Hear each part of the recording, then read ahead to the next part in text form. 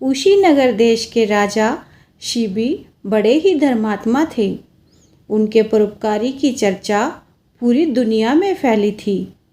उनकी परोपकारी की चर्चा देवलोक तक जा पहुंची थी।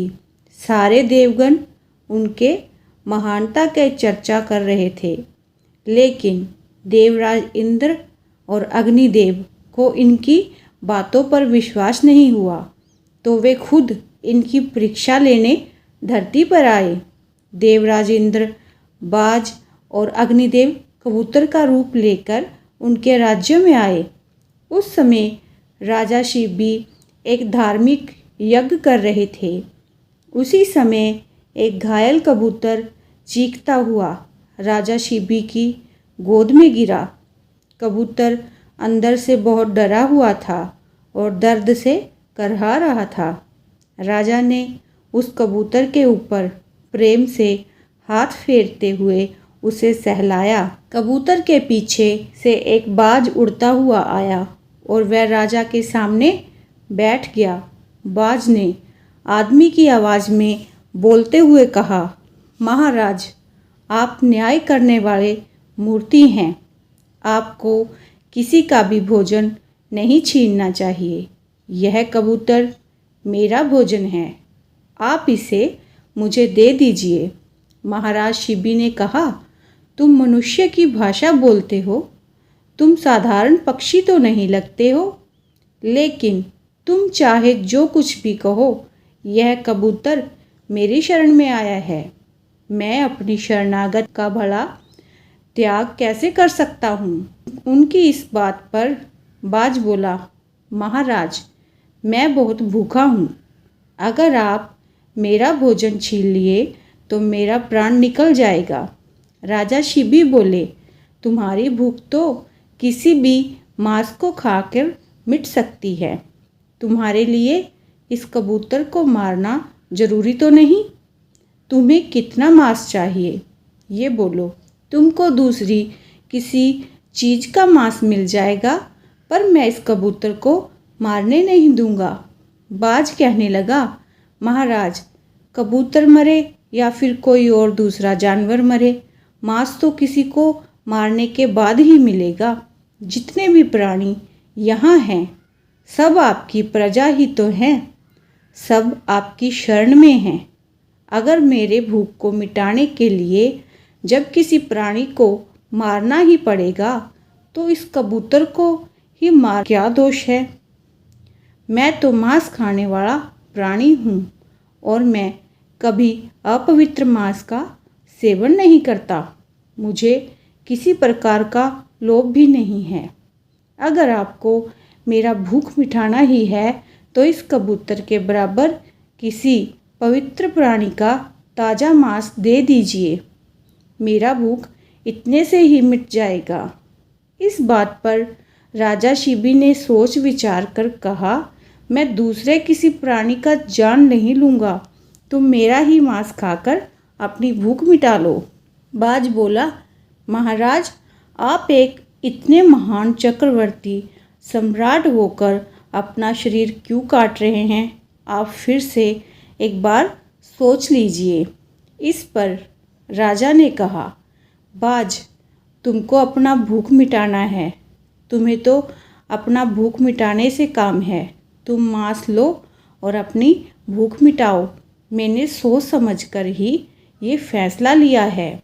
मेरा शरीर कोई अजर अमर नहीं है। शरण में आए किसी प्राणी का प्राण मेरे मांस से बच जाएगा, तो इससे अच्छा मेरे लिए कुछ भी नहीं हो सकता। महाराज शिबी की आज्ञा से वहाँ तलवार मंगवाया गया। एक पलड़े में कबूतर को बिठाया गया और दूसरे पलड़े में महाराज शिबी ने अपना एक हाथ काट कर रख दिया, लेकिन कबूतर का पलड़ा अभी भी भारी था। वह पलड़ा जमीन से नहीं उठा। महाराज शिबी ने अपना एक पैर काटकर पलड़े पर रख दिया और जब फिर भी कबूतर का पलड़ा जमीन से नहीं उठा, तो उन्होंने अपना दूसरा पैर भी काटकर पलड़े पर रख दिया। इसके बाद भी कबूतर का पलड़ा भारी ही था। वो जमीन पर ही टिका रहा। महाराज शिबी का पूरा शरीर खून से लथपथ हो गया था, लेकिन फिर भी उन्होंने उफ तक नहीं किया। उनको जरा भी इस बात का कोई दुख नहीं हुआ। अंत में वे स्वयं पलड़े पर बैठ गए और बाज से बोले, तुम मेरी इस देह का मांस खाकर अपनी भूख को मिटा लो। महाराज जिस पलड़े पर बैठे थे वह पलड़ा उनके धर्म की वजह से जमीन पर आ बैठा और कबूतर का पलड़ा हल्का होकर ऊपर उठ गया था। लेकिन उसी समय सब लोग आश्चर्यचकित हो गए। उन्होंने देखा कि बाज तो साक्षात देवराज इंद्र के रूप में प्रकट हो गया है और कबूतर अग्नि देवता बन गया। अग्नि देवता ने कहा, महाराज आप इतने बड़े धर्मात्मा हैं कि आपकी बराबरी में मैं तो क्या पूरे विश्व में कोई नहीं कर सकता।